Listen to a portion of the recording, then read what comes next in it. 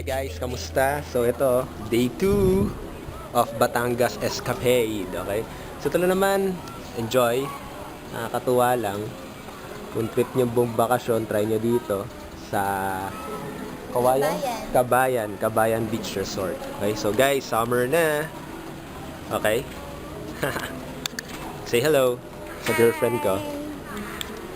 Hi! So mamaya ulit, video. Okay, maglalakad kami sa beach. So, para makita nyo ang kagandahan ng gawa ng Diyos. Next. Sige, next video vlog. Bye! Go! Hello guys, kamusta? So once again, this is Raymond Gerald Tabac. Kung titignan nyo ng maigi, napakaganda talaga ng beach ng Batangas. Okay? Yun yung maigi. So yung nagpipilm na to, yung girlfriend ko. Of course, natulungan niya ako. So nakakatuwa lang kasi dito, alam niyo yung may ilang mga water sports, di ba? Kanina nakakatuwa lang, nag-ano kami, nag-flying fish na, okay? Nakakatuwa dito, kala mo, pag sumakay ka dito sa flying fish, kala nyo parang banana boat lang. Tapos yung pala, biglang gravity, tilapon ka talaga. So yun lang naman, nakakatuwa lang isipin kasi na, alam niyo yung tayong mga tao, gumagawa ng online business, di ba? Sa masabak agad tayo, tapos yung iba sa atin talagang nahihiya or wala, parang di nila alam paano nila gagawin yung negosyo nila.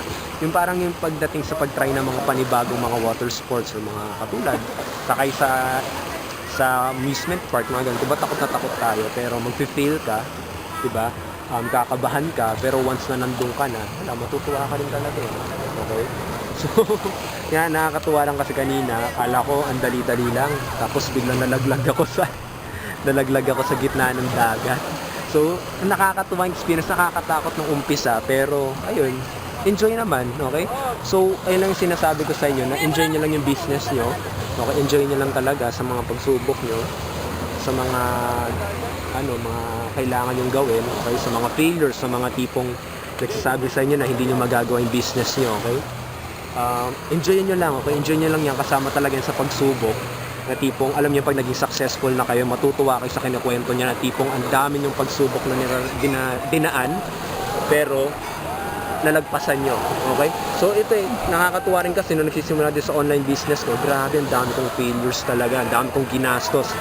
50k ko na ubos ko within 3 months, yung 50,000 ko, inipon for 3 years, naubos ko within 3 months or 3 to 4 months. So grabe talaga yung failure na naranasan ko. Pero yung nakakatuwa dito, actually, nung nakaraan lang, nung Friday ata, ngayon Sunday nung Friday, nagkaroon na naman ako ng kita ng 2,000. So, nakakatuwa lang siya. Alam niyo yun, yung tipong talagang kapag hindi ka sumuko, makukuha mo yung resulta na gusto mo Sila naman, ang gusto ko sana i-share sa inyo ngayon, na wag kayo susuko sa mga bawat pagsubok na dadaan sa inyo. At malay nyo, diba, maranasan nyo rin yung freedom na nararanasan ngayon, diba? So, binidyo ko lang to, pinabidyo ko lang to sa girlfriend ko dahil gusto ko maranasan nyo rin talaga yung ganda ng Batangas. Diba? So, yun. So, I hope you click, kung may natutunan ka dito, click the like button, leave your comments below, share this content. Okay, kung gusto nyo akong i-add, i-coach ko kayo kung paano ko ginagawa itong magkaroon ng resulta para maturo ko rin sa inyo. I-add nyo lang sa Facebook, Raymond Gerald Tabac, at usap tayo, tignan natin. Sila naman guys, day 2 ito. Actually, patapos na rin kami, katapos ng maligo. Mag-shower na lang kami. Okay, grabe, dikit ng buhok ko. Okay, so yun, pero enjoy talaga. I really hope na maratanggapan nyo rin mga time freedom and financial freedom na gusto nyo marating. So yun na naman, this is once again Raymond Gerald Tabac. Keep on learning, success will truly follow you. So guys, enjoy life, enjoy nyo yung creation ni God, say yes to everything, commit, okay, and then pursue. So yun lang. So bye, enjoy lang guys, enjoy. Ayos.